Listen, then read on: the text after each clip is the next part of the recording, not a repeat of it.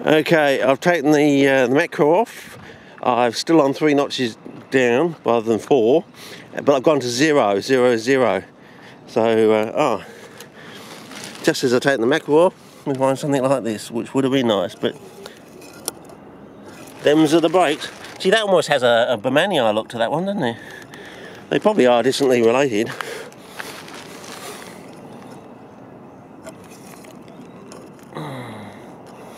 Yeah, there are quite a few more out here than they usually are. Oh, there you go, some Banksy cones for a good little bit of a screenshot. A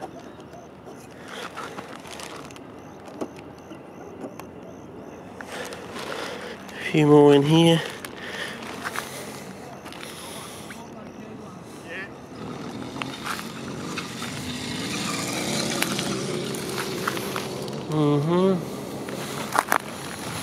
Okay. Oh, I don't know, a bit colourful, but you know, it's not really in a good position.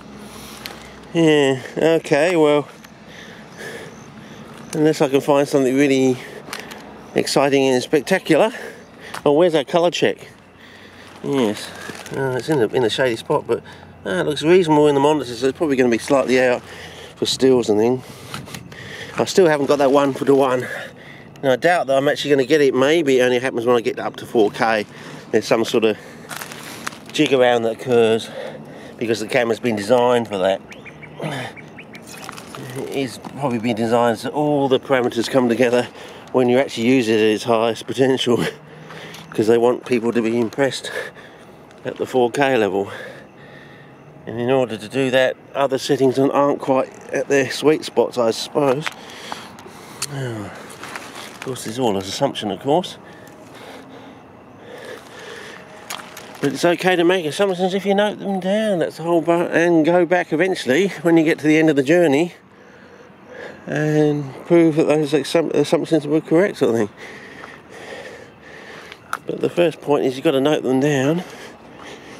It doesn't matter which way you note them down, whether it's in a video, shorthand, typing, on a spoken word cassette.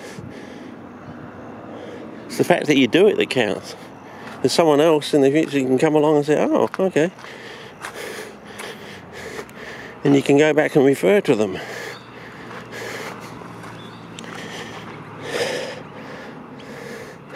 So you can show what the fundamental difference of peat and other forms of cellulose are, and say, well, this is why you can only grow CPs really reasonably well in peat, and if you then take it to the next step, you should be able to grow them even better in this equivalent to peat, you know, better than peat sort of thing. You know, I take this piece of cellulose and I do X to it, and then it becomes better than peat, and therefore you double the size of your plants. Because you've worked out what it is that's special about the type of cellulose that's in peat, sort of thing. And therefore you can go beyond and beyond Mother Nature, sort of thing.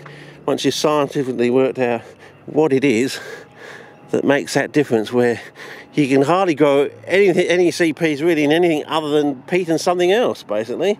And coir is not as good as peat. So maybe you can take coir and turn it into equivalent to peat, but then take peat and turn it into something that's better than peat, so that you actually end up doubling the size of standard plants like capensis. So you end up with forevermore capensis being twice the height it is today, but in a decade or 2 decades from now and forever, sort of thing, if you grow it in a sort of modified form of cellulose that's better than peat. Yeah, well, that's the general idea. Whether we'll actually get to there, I don't know, but as I said, if I do get to there, I'm going to have to go after the man who seldom blink, because there's been too much, and if I'm still alive, you know I will.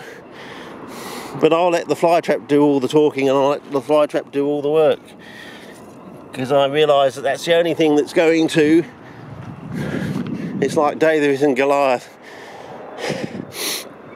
Yeah, I don't think Goliath can handle the fly trap, because that's the David of the CP world, isn't it, really?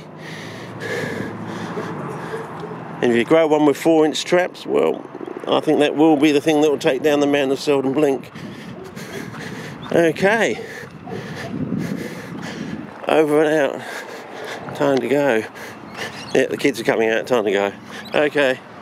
Oh, I've only got 144 on the card, so you might as well see it from, maybe we'll take a walk rather than the path, a little slight detour across the lawn. Give the magpie a bit of a scare. Oh, this is my land. What are you doing on this?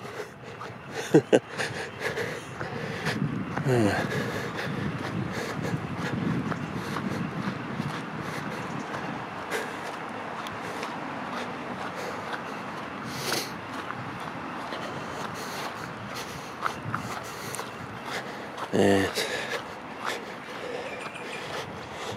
Oh, well, these are pretty good, aren't they? I like those. They're nitrogen fixers. They fix. Yeah, well, see, that's all this conundrum thing. You got these things here that you know for certain do fix nitrogen into the soil, and they talk about nitrogen poor soils. You know, so-called depauperate soils. And I don't think it's all quite right. I think, as I said, I think there's a fundamental error in our understanding, and I think it lies with peat, actually. You know, it's a form of cellulose we don't quite understand, and when we do crack it, we will then have the ability to actually go beyond peat, and that's when we'll get the doubling of the size of all our plants. Or thing, Capensis will be double its size, reeds will be double its size. This new Drosera magnifica, well, you seen how big it grows in the wild. Well, you should be able to get to twice that size.